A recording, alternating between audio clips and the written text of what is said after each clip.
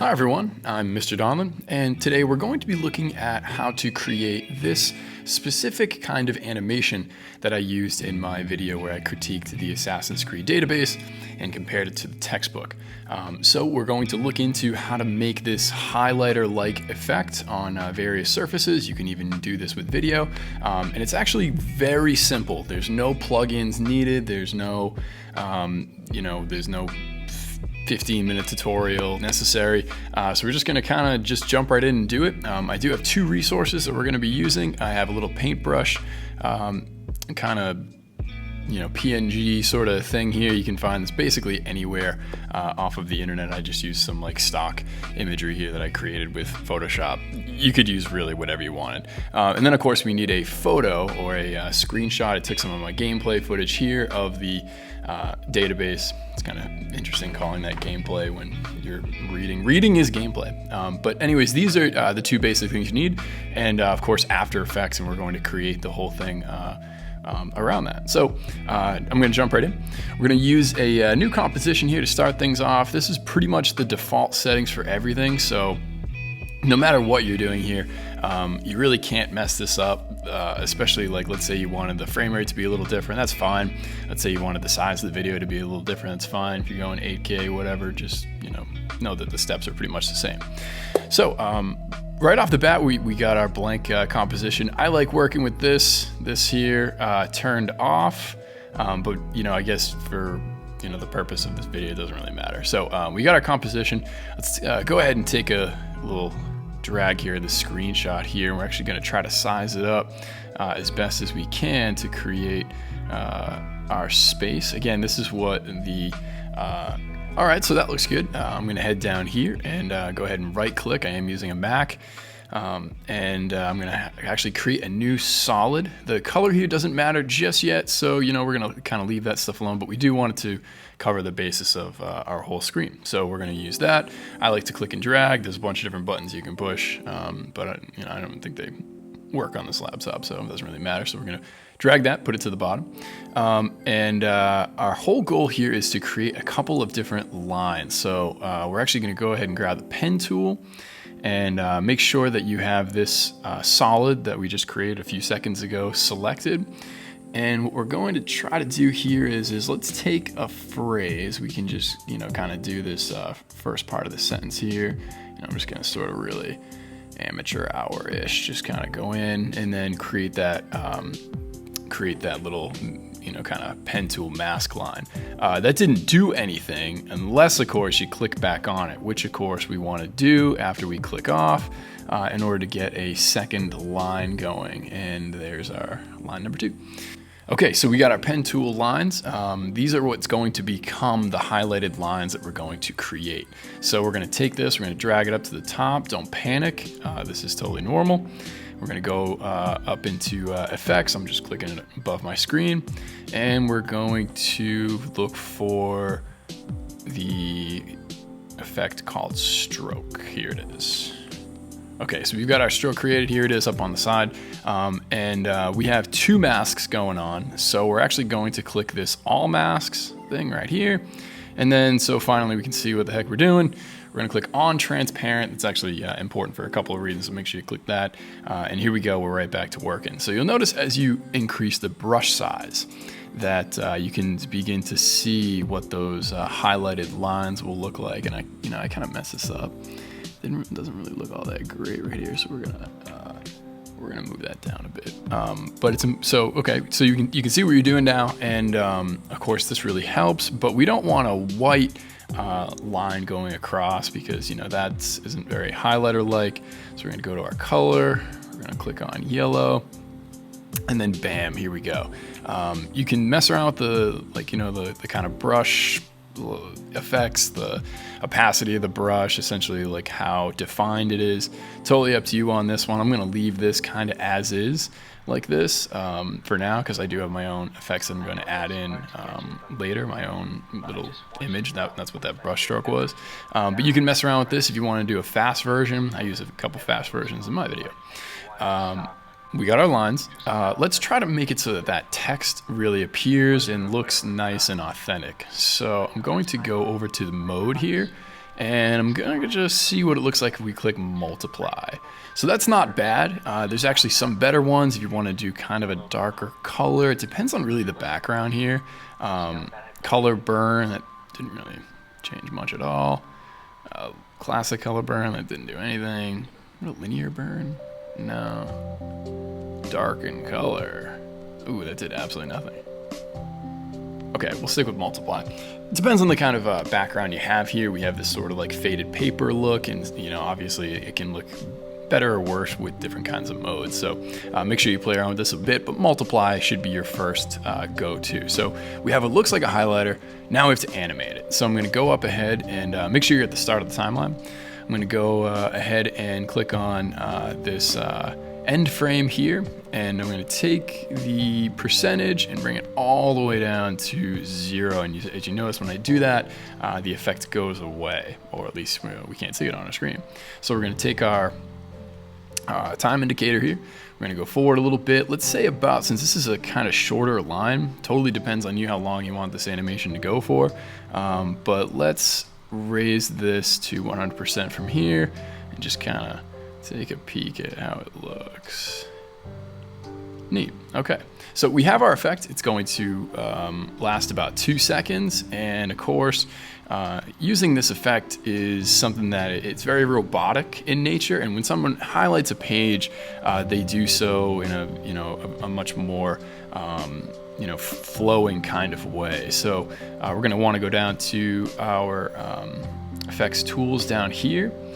And let's easy ease these, but mess around with the graph a little bit too. So what I'm going to do is I'm going to select both of them. I'm going to right click here, and then my keyframe assistant is on the bottom down here. Obviously, if you're using a PC or a different kind of computer, there's easier ways to access that, but just make sure you ease these in any way that you can. So I got my keys easy eased. We're going to go ahead and click on this graph editor here, and I'm going to select the end frame here. Now, not to go into too much detail with how this graph works, but it's essentially the motion. The animation will go the same amount of time, but when you change the graph, it'll speed up or slow down the animation at various times, as you can see by the percentages changing off to the side there with the spacing. So what I did here is it's faster towards the beginning when someone really finds something that they're highlighting, and it's slow towards the end. Maybe yours could look a little different. You could do the opposite, totally fine, but obviously you can see a bit of a difference. This part here, much slower. This part here, much faster towards the end. So we got that going on. Excellent. And if you want to call it quits here, you totally could. Your animation is pretty much done. If you wanted it on a flat surface, just bing, bang, good to go. Obviously totally up to you, but I'm actually going to add a few more effects to really give this a bit more pop in your video or in whatever you're working on, just give you some ideas here. So we're actually going to take this brush right here. I'm going to highlight it over what we just used to highlight with. And of course, I'm going to scale that a bit just because it doesn't really look super natural like that. And in order to really get this going, we're going to actually change the track matte down below here to the alpha matte brush stroke.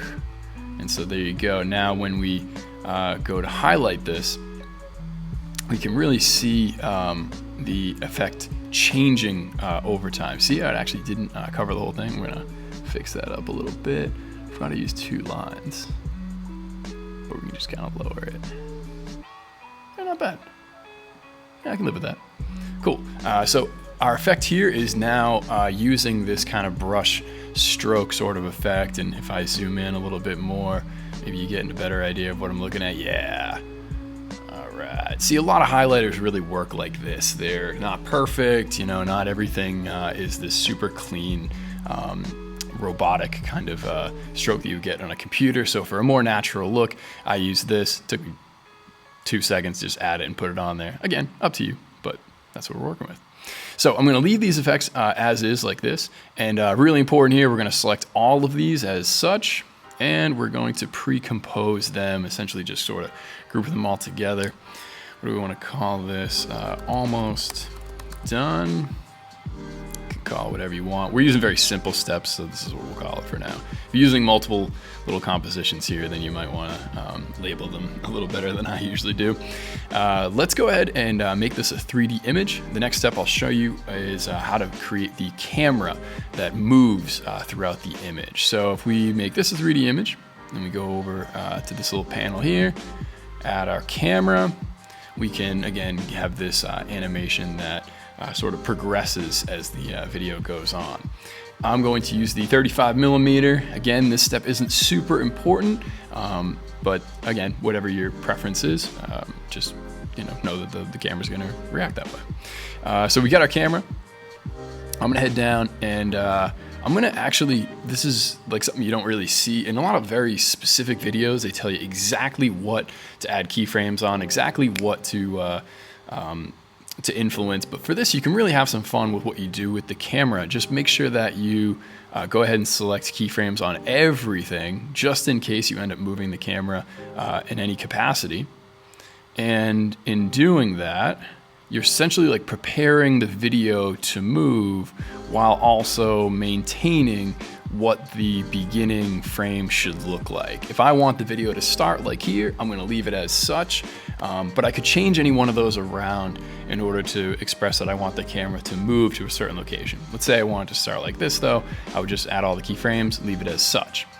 Now, moving forward, let's say I want the video to go somewhere, or I want the screen at the end to be much more zoomed in, maybe on a bit of an angle or so. So by the end of it, I'm hoping for it to be much closer to that highlight, really show off that effect. Let's go to that spot on the timeline. And now let's just play around with the movement itself in order to tell the camera this is where we want to go. So we're essentially trying to end our video at this certain point and try to create what that frame is going to look like. So I'm going to first edit what's actually on the screen here before I go to edit the camera. I find that this is sometimes the most important one to maneuver, but that's totally up to you. My biggest thing that I want to do is I'm going to kind of turn this a bit.